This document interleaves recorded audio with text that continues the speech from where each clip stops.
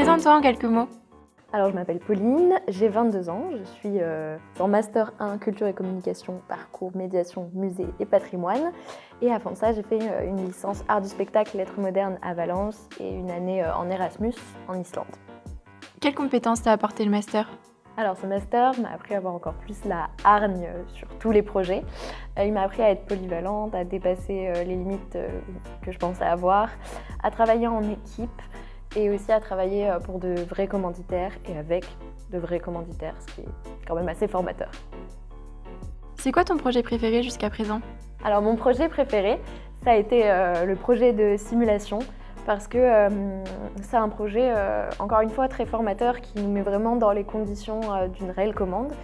Pour le coup, ici, c'est une commande qui est faite par la collection Lambert, donc le musée d'art contemporain d'Avignon. Ça nous permet de travailler en équipe tout en gardant une certaine liberté et en même temps en respectant le lieu et tout ce qui va avec. Ça nous permet de faire des guides d'interprétation à côté pour les plus jeunes ou pour les publics empêchés. Et ce qui est assez intéressant, c'est qu'ici, on s'adresse quand même à un public particulier de personnes souffrant de troubles du spectre autistique.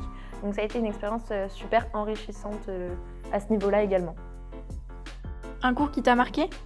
Alors, un cours qui m'a marqué, c'est le cours de médias numériques à usage culturel, qui était très intéressant et c'était sympa de pouvoir monter un écosystème transmédia autour d'une création originale Netflix, parce que c'est quelque chose qui est un loisir assez constant dans ma vie, personnellement. Et du coup, c'était super de pouvoir être inventif et créatif autour d'une de ces créations. C'est quoi ton sujet de mémoire ? Alors, mon sujet de mémoire, bien qu'il ne soit pas encore définitif, c'est le lien entre l'exploration urbaine, donc l'urbex, et le tourisme macabre et toutes les pratiques de nouveau tourisme qui en découlent, et également les phénomènes sociologiques qui poussent les gens à s'orienter vers ce genre de pratiques clandestines, et comment ça peut poser aussi certaines questions éthiques. C'est quoi ton projet après le master ?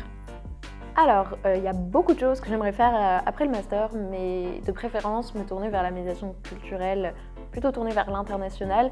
Et il y a plein de choses vraiment qui m'intéressent, guide conférencière, pouvoir être community manager d'une institution culturelle, tourner vers l'international, ouvrir mon propre café d'art ou faire ma propre agence de tourisme. Non, vraiment, j'ai plein d'idées et je me laisse encore le temps pour choisir. Un souvenir qui t'a marqué ? Je dirais les soirées de début d'année, quand les bars étaient encore ouverts, où on se rencontrait tous, c'était un peu l'euphorie du début, c'était sympa. Tu dirais quoi à une personne intéressée par le master ? Eh ben, je lui dirais, si c'est ce que tu aimes et ce qui te plaît, fonce, n'abandonne pas, et même si c'est compliqué, go. Et pour finir, le master en un mot ? Je dirais formateur. Une musique ? Je dirais Eye of the Tiger, la musique de Rocky, pour se motiver et tout. Un smiley ? Le biceps, parce que on est trop fort.